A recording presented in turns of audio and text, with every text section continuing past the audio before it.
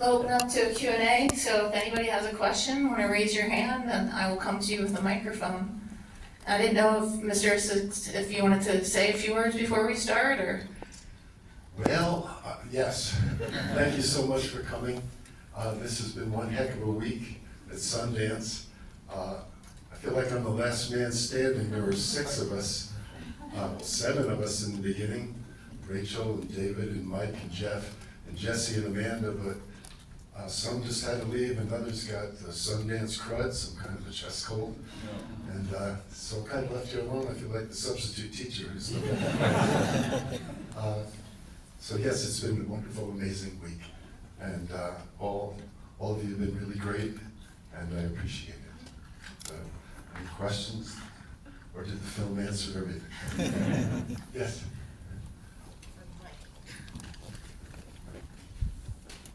I'm an educator, and I work with students to provide experiential learning.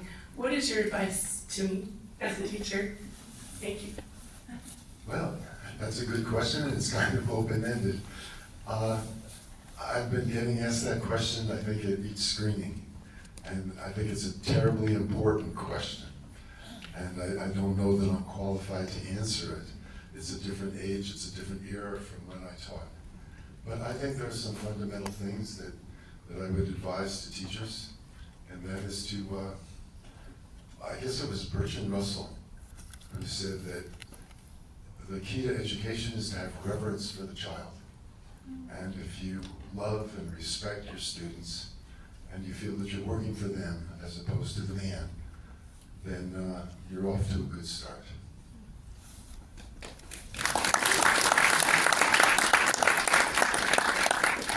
Hi, did you have a teacher that inspired you that also made you feel like equal and did you have a teacher like you that inspired you before? Yes, I had several of them. Not only in high school, but continuing through life, I've been lucky to have quite a few mentors. The one complaint that I have with the film, and it's a small complaint because I really love it, is that it didn't emphasize enough that I stood on the shoulders of giants, that there were so many people who helped me out and inspired and encouraged me, from my 9th grade English teacher to my college professors who, in 1970, were leading the campus revolutions, to Don Terrell, to A.J. Woolston Smith, who was an aide to Hinchy. And I don't think any of this could be done without them. But to complete the answer to that question, it's kind of turning things around. I felt that my students were my mentors as well, that it was a two-way street, that I was learning as much from them as they were learning from me. I don't know if that covers it. But. Hey, thank you for being here. I'm a young person, I would say, and in the film you said to participate as if you're living in a democracy, and I think it's been the same in every generation, but it definitely feels like that for me today, and makes me feel a little jaded. I don't know if you have any advice on how to remain optimistic or how to fight like you did. That's an excellent question. I think that the idea of civic courage is the main idea that comes out of the film. And what it means essentially is that you're bluffing. You're challenging the authorities to make you stop. And you do that bluff, you create that bluff by doing exactly what everybody asks you to do. And that is teach your students to be critical thinkers. When you do that, however, when they start criticizing the school or the government, then you realize quickly that that's not really what they want you to do. And it's at that point that it takes courage to keep on doing it. So, to round out the answer, I think we're in much more perilous times now than we were back in the 90s. I don't think there are too many people in here who would doubt that. And the stakes are higher, and therefore the need for that kind of courage is even greater. So, if that's the takeaway, if that's the message from the film, then I think it's a good one.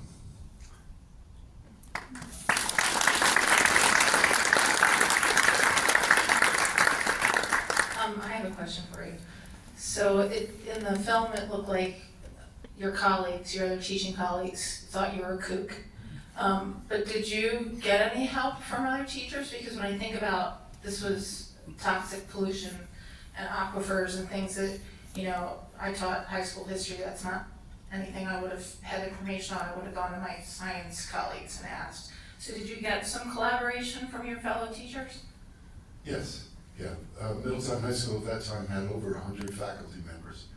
I think the one line in the whole film that I'm going to get in trouble for is the one where I said that my colleagues were either, what was it, jealous or scared or dull. I'll hear that when I get home. I think the administrators, a lot of the administrators kept their distance from it. And I think there were teachers who were afraid to get too close to it. I did have support from quite a few teachers, not all of them, not even the majority of them. It's kind of a paranoid institution, and it's become even more paranoid and more uptight in the years since. You know, beginning with Ronald Reagan's Nation at Risk, the powers that be have turned school into a competitive area where students and teachers are kind of pitted against each other. A teacher's career depends on the students passing their tests, and teachers are getting frustrated with students because they're resisting. Students are frustrated with their teachers because they're not learning the things they want to learn. They're learning the things that the state requires. And I think that's all deliberate. If schools would lighten up, if teachers and students were allowed to pursue education in the way that they saw fit, I think that there'd be a lot more teachers doing the same thing.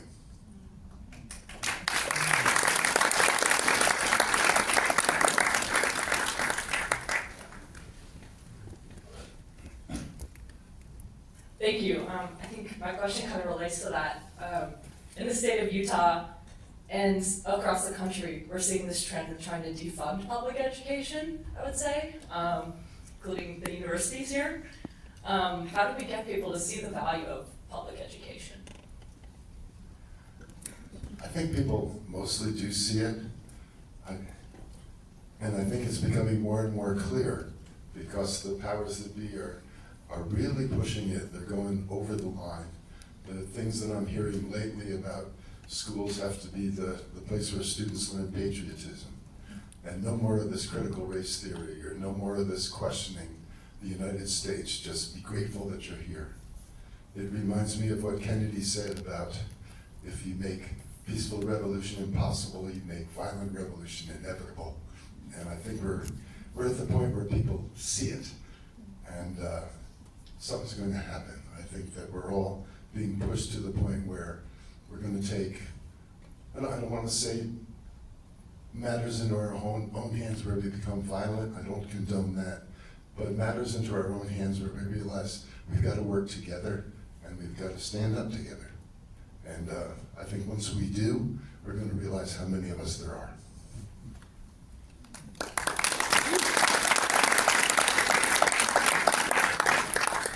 Hey, I grew up in Western New York, and I live out here now.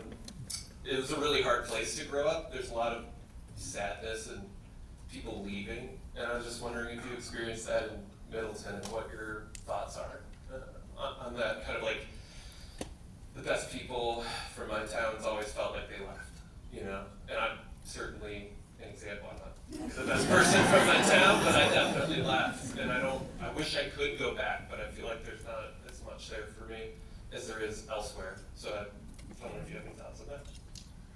Well, I don't know if this quite answers the question, but I think a lot of young people want to get out of their hometowns, just period, no matter where it is, because the grass always looks greener someplace else. But to address the despair or the discouragement that you bring up, what I noticed in the 37 years that I taught in the very same school that I attended as a high school student, that with each passing year, the students became less and less optimistic about the future. And I think that that's happening all across the board. And for those people who do leave their hometowns, I think they discover that no matter where they go, there they are. And that things are pretty much the same all over.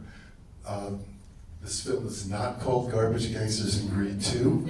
It's called Middletown. And I think Jesse and Amanda chose that name because Middletown stands in for every place. And it's happening all over. Hi, I just wanted to say that Jesse and Amanda are filmmakers I really admire, and now you're a filmmaker I admire, as well as your students.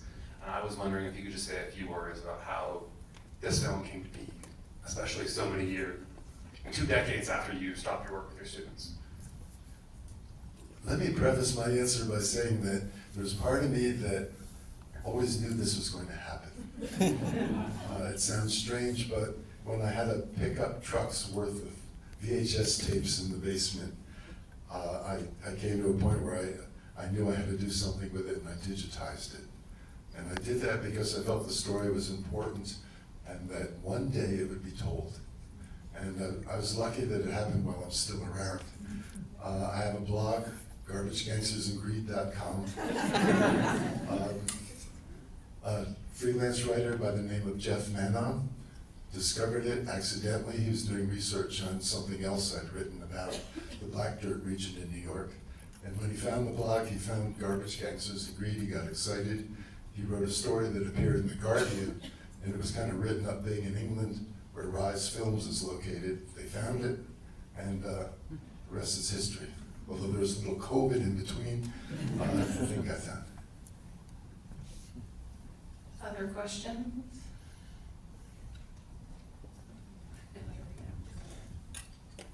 Gwen, what's the status of the Wildkill dump today?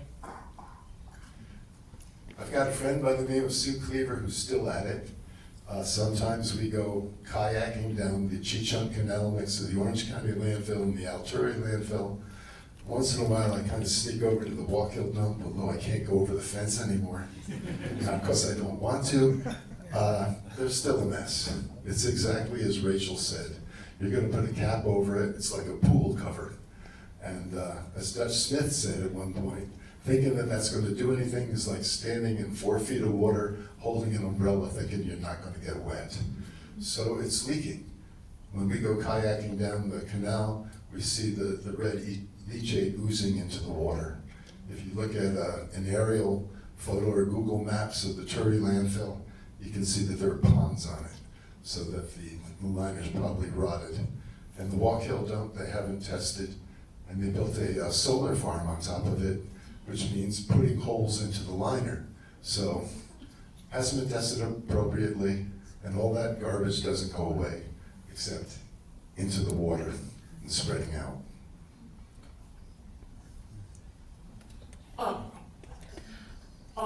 I used to run a program called Campus Movie Fest, and we went to University of Alabama, where Dr. Rachel Ramis was a teacher, and I saw amazing films come out of her students, and I just wanted to let you know that she is a fantastic teacher, and she has impacted a lot of other filmmakers around the world, and I wanted to hear what you thought of your legacy as a teacher that teaches teachers, and knowing that that's going to continue throughout the line of all the people that you've inspired.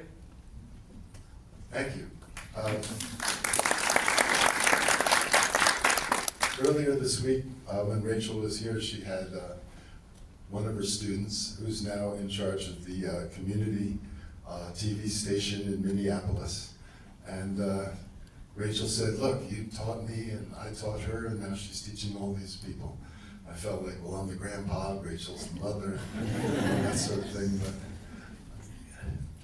I think all teachers want to feel that. All teachers want to feel that they're making an impact, and I believe that all of us do. So I would answer the question finally by saying, if you've got a teacher that you were really impressed by, who changed your life, there's no better time than right now to send them an email or something and let them know, because it means an awful lot. I think we have time for one more. Front.